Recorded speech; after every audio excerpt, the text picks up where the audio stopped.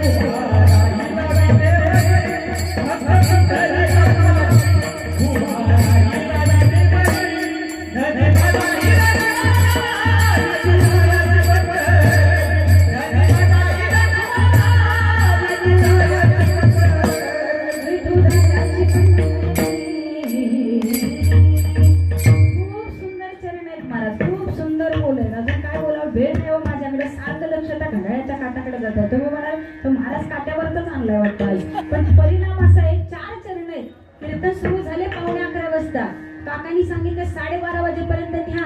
म्हणलं 1 वाजेपर्यंत म्हणलं तरी मी नेऊ शकते, त्याचं काय विशेष नाही. परंतु तुम्ही समोर बसताय, पुन्हा जेवणाचा कार्यक्रम आहे, लोक वेळेत जेवली पाहिजे, ठीक आहे ना महाराज. त्यामुळं आपल्याला लवकरात लवकर सांगण्याचा प्रयत्न करायचा आहे. म्हणून तुकोबाराय सांगतात महाराज, आई वडील नावाचा गुरु इतका श्रेष्ठ आहे ना, तुम्ही त्याला जपा. माईबापा कुठल्या मंदिरात सुद्धा जायची गरज नाही. फक्त माईबापा नशीबवान भाग्यवानच लोक असतात की ज्यांना आपल्या आयुष्यामध्ये आई वडिलांची सेवा करायला मिळते महाराज. काही जण कंटाळतात, वडिलांना पॅरालाइज झाला, आईला पॅरालाइज झाला, तर महाराज त्या घरातल्या लोकांची अवस्था जाऊन बघा. ती लोक सुद्धा म्हणतात, अरे काय माझं फुटकं नशीब की यांची सेवा करायची वेळ माझ्यावर आली, माझं आयुष्य काय होतं आणि मी अडकले कशात. अशी सुद्धा वाक्य माईबाप लोकांच्या तोंडून आलेली आम्ही कानाने ऐकलेली आहेत महाराज.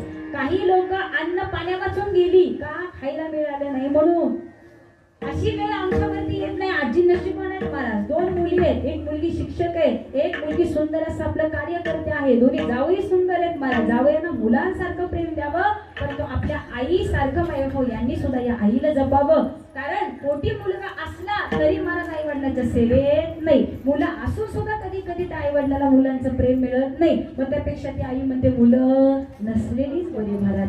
असलेला मुलगा जर बेवडा निघाला, असलेल्या मुलगाला जर आईची किंमत कळे ना, तर महाराज ती आई म्हणते ना, एक वेळ हा मुलगा नसता तरी चालला असतं, मी बिना मुलाची राहिली असते तरी चाललं असतं. ती वेळ त्या आई वडिलांवरती येते. म्हणून तो कोण सांगतात,